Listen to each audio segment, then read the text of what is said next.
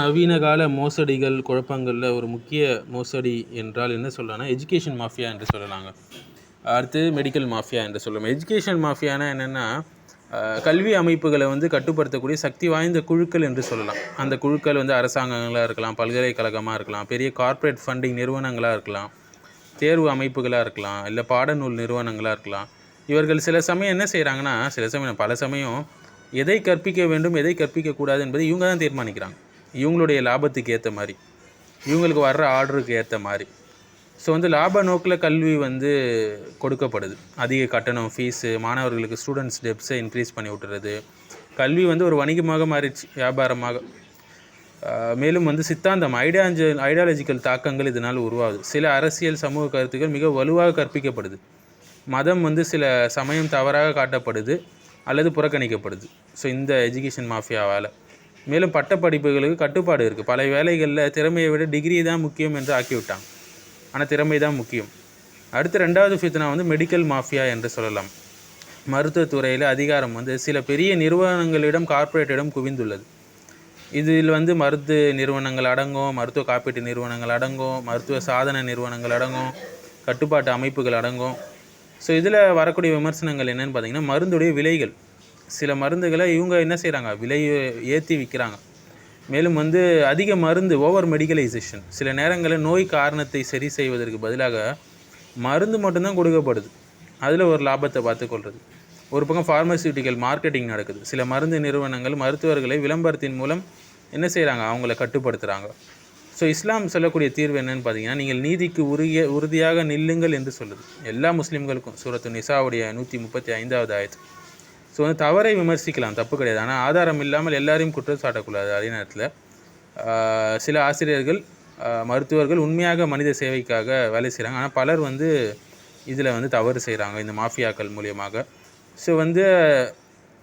மேலும் பொருளாதார சுரண்டல் ஏற்படுத்தக்கூடியவங்களுக்கு அல் குர்ஆன் எச்சரிக்குது. இந்த மாஃபியாஸில் அளவு நிறுவையில் குறைப்பவர்களுக்கு கேடுதான் என்று சூரத்துல் முத்தஃபிஃபீன் சொல்லுது, முதல் ஆயத்து.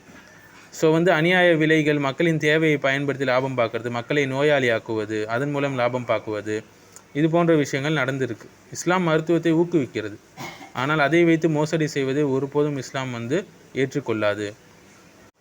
இஸ்லாம் மருத்துவத்திற்கு கொடுக்கக்கூடிய 4 ஒழுக்க ரீதியான விதிகள் பார்த்திங்கன்னா, கருணை இருக்கணும். ஒரு உயிரை காப்பாற்றுவர் மனித குலத்தையே காப்பாற்றுவதாக ஆவார். சூரத்துல் மாயிதாவுடைய 32வது ஆயத்தை நம்ம பார்க்கலாம்.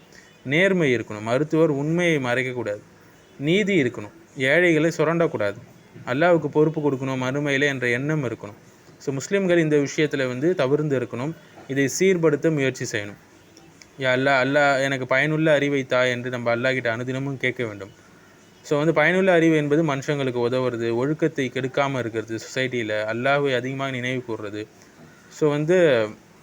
நாலேஜ் வித்தவுட் ஃபெய்த், இதுதான் இன்றைக்கி இருக்கக்கூடிய பெரிய கிரைசிஸ், உண்மையான பிரச்சனை. அறிவு இருக்குது, ஆனால் அறிவு மட்டும்தான் இருக்குது. பணம், அதிகாரம், புகழ் இது மட்டும்தான் இருக்குதே தவிர ஒழுக்க நெறி எப்படி வாழணும் என்பது சொல்லிக் கொடுக்கப்படல இப்போ இருக்கக்கூடிய மாடர்ன் எஜுகேஷன் சிஸ்டம்ஸ்லேயும் சிலபஸ்லேயும். அறிவோடு சேர்த்து, எஜுகேஷனோடு சேர்த்து ஈமானும் கொடுக்கப்பட வேண்டும். அதற்கான வழிகளை நம்ம தேடி தேடி செய்யணும். அறிஞரும் சரி, மருத்துவரும் சரி, அல்லாஹ்வை பயப்பட வேண்டும். மனித சேவை நோக்கமாக இருக்கணும். லாபம் 2வது விஷயமாக தான் இருக்கணும். கல்வியும் மருத்துவமும் தவறானவை கிடையாதுங்க. ஆனால் சில நேரங்களில் தவறானவையாக சில கெட்ட மனிதர்களாக ஆக்கப்படுது. எப்போனா பணம் முக்கியமாகும் போது, அந்த இடத்துல ஒழுக்கம் மறக்கப்படும் போது, உண்மை மறைக்கப்படும் போது. இது போன்ற விஷயங்களை ஒரு முஸ்லீம் எப்போவுமே ஈடுபடக்கூடாது. அதை சீர் செய்ய தான் நினைக்க வேண்டும். குறிப்பாக எந்த சூறா அதிகமாக இதற்கான அழகான மறுப்பை தருது அப்படின்னு சொல்லி நம்ம பார்த்தோம் என்றால், சூரா முத்தஃபிஃபீன் சொல்லாங்க, அழகாக விளக்குது. அதாவது அளவு நிலுவையில் மோசடி செய்யக்கூடாது என்று சொல்லும்போது, தரமான விஷயம் மக்களுக்கு கொடுக்கப்படணும். மக்களை ஏமாற்றக்கூடாது. நீங்கள் கொடுக்கறத விட மக்களிடமிருந்து அதிகமாக எதிர்பார்த்து எடுக்கக்கூடாது. கஸ்டமர்ஸை எக்ஸ்ப்ளாய்ட் பண்ணக்கூடாது. மக்களிடமிருந்து அளந்து வாங்கும்போது அவங்க என்ன செய்கிறாங்கன்னா, முழுமையாக வாங்கிக்கொள்கிறாங்க. ஆனால் அவங்களுக்கு அளந்து கொடுக்கும்போது குறைக்கிறார்கள். இவர்களுக்கு கேடுதான் என்று அளவு நிலுவையில் மோசடி செய்பவர்களுக்கு எச்சரிக்கை அல்லாஹ் சொல்கிறான். அடிப்படை செய்தி, முத்தஃபிஃபீன் என்றால் என்ன? அளவில் குறைக்கிறது, வணிகத்தில் ஏமாற்றுறது, மற்றவர்களுடைய தேவையை பயன்படுத்தி லாபம் பார்ப்பவர்கள் எல்லாருமே இதில் அடங்குவாங்க. அல்லாஹ் இவர்கள் மீது வயல் என்று சொல்லக்கூடிய கடுமையான தண்டனை இருக்குது என்று சொல்கிறான். இது ஒரு பெரிய இஸ்லாமிய பொருளாதார கொள்கை என்று சொல்லலாங்க. ஒரு பெரிய விதியை நமக்கு சொல்லித்தருது. மனுஷன் வந்து மற்றவங்களுடைய தேவையை பயன்படுத்தி அநியாயமாக லாபம் பார்க்கக்கூடாது. இதில் விலை மோசடி, அளவு மோசடி, தகவலை மறைக்கிறது, தேவையை பயன்படுத்தி சுரண்டுறது எல்லாமே இதில் அடங்கும். ஸோ மாடர்ன் உலகத்தில் இதனுடைய ஒப்பீடு என்னன்னு பார்த்தீங்கன்னா, அளவை குறைத்தல்ல ஒரு பொருளுடைய உண்மையான மதிப்பு குறைவாக இருந்தாலும் நோயாளிகளிடம் அதிக பணத்தை பெறுவது, மாணவர்களிடம் அதிக கட்டணத்தை வாங்குவது, இது அளவில் குறைப்பதற்கு சமமானது. அறிவை வணிகமாக மாற்றுவது, கல்வி என்பது ஒரு அமானத். மேலும் வந்து சில நேரங்களில் கல்வி லாப தொழிலாக இன்றைக்கி இருக்கக்கூடிய பெஸ்ட்டு பிஸ்னஸாக பார்க்கப்படுது சில தவறான நபர்களால். டிகிரி வந்து ஒரு வணிக பொருளாக மாறிவிட்டது. சேவை என்றதை தாண்டி வணிகமாக ஆயிடுச்சு. நியாயமற்ற பரிமாற்றங்கள் அதிகமாயிடுச்சு. மனித துன்பத்தை பயன்படுத்தி லாபம் ஈட்டக்கூடிய மோசமான சூழ்நிலை இன்றைக்கி உருவாயிடுச்சு. ஒரு மனுஷன் நோயில் இருக்கும்போது கல்வி தேவைப்படும் போது அவனுடைய அவசரத்தை பயன்படுத்தி லாபம் பார்க்குறாங்க. இவர்கள் மறுமை நாளில் எழுப்பப்படுவார்கள் என்ற நினைக்கவில்லையா நல்லா கேட்குறான் சூரத்துல் முத்தஃபிஃபீனில் 4வது ஆயத்தில். ஸோ ஒரு நாள் வரும், அன்றைக்கி எல்லா வணிகம், பரிமாற்றம், லாபம் அனைத்தும் அல்லாவிடம் கேள்வி கணக்கு இருக்குது. ஸோ ஈமான் இல்லாத ஒரு பொருளாதாரம் வந்து லாபம் மட்டுமே நோக்கமாக இருக்கக்கூடிய, மனித நலம் மறக்கப்படக்கூடிய பொருளாதாரம், அல்லாவுடைய நினைவில்லாத ஒரு வணிகம், அது அநியாயமாக மாறும்.